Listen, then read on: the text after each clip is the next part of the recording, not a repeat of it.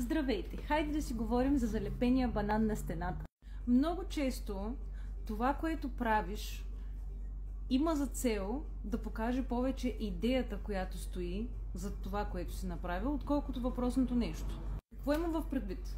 Може един обикновен предмет да бъде поставен на изключително рандъм, странно място, на което не му е мястото там на този предмет, но да има за цел да провокира, да накара аудиторията да се замисли и да отвори съзнанието на наблюдаващия.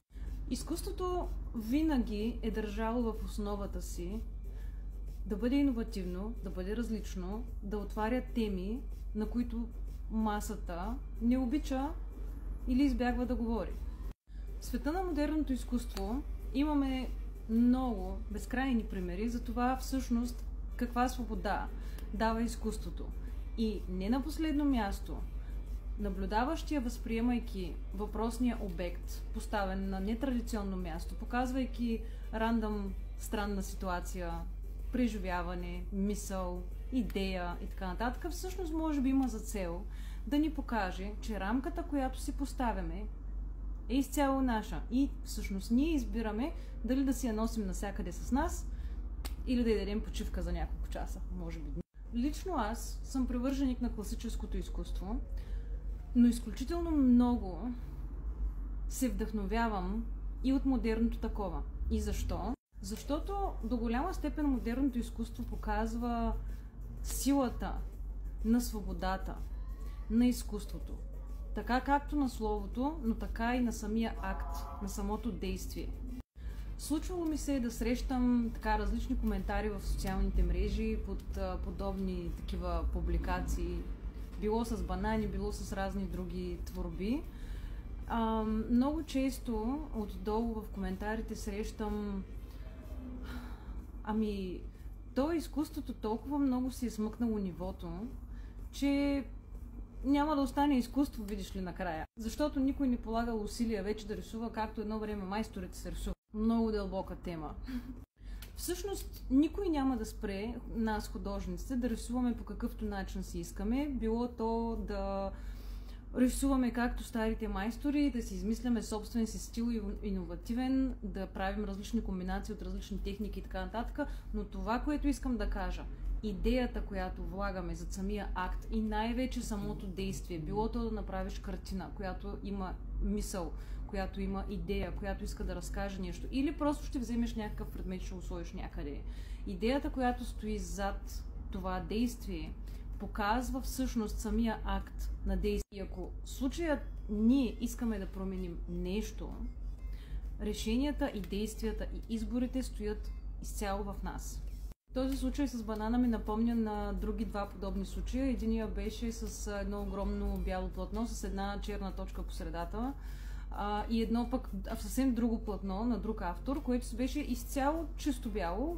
Отново беше продадено и двете платна, за които говоря, бяха продадени за някакви милиони. Дори последния автор с чисто бялото платно, всъщност при един от въпросите, нали, какво всъщност сте направили, и той отговаря сетил съм се, направил съм го, направете го и вие. Така че темата е доста обширна.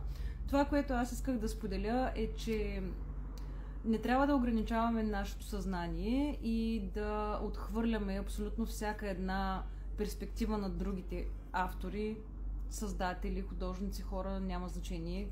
И колкото и да е забавна, дори на моменти е доста комична цялата ситуация, в което абсолютно няма нищо лошо, в същото време лично аз възприемам този акт на действие и този вид изкуство. Нямам банан в момента, просто съм с портокал и мандарина днес, но този акт на действие всъщност показва свободата, майндсета. Да отвориш съзнанието си към нещо различно, да покажеш на света, че ключа се крие в действието. Колкото и да ти е откачена идеята, колкото и да е нереалистична, колкото да те е страх от, ако щеш, реакции на хора, ако щеш, възприятия и така нататък, няма значение. Това наистина всъщност няма значение. Колкото и да ти е откачена идеята, колкото и да е странна, важно е действието. Ставаш и го правиш. And that's it. Това видео няма за цел да омаловажи труда на мои колеги, на който и да било художник. Знам, че като артист, дори знам, че изкуството отнема години за реализация, години за усъвършенстване, било на техники, било на перспектива, било на композиция и така нататък. Въобще, света на изкуството, колкото и да изглежда свободен и така да позволява да си правиш каквото ти скимне, в същото време, когато потънеш в него, изучавайки, търсейки себе си и своя стил на изразяване и така нататък, всъщност може да бъде доста дълбок, доста дълъг път, който изисква изключително много постоянство, изключително много отдаденост, изключително много постоянно вдъхновение, което без дисциплината не знам дали идва въобще, но така че това видео няма за цел да омаловажи ничий труд, напротив.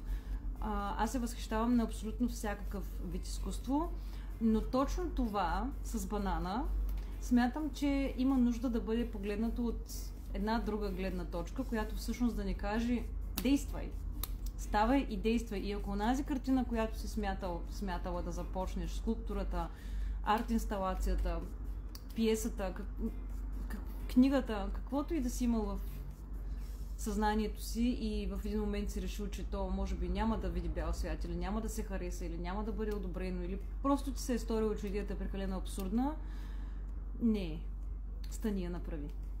Чао, хубав ден!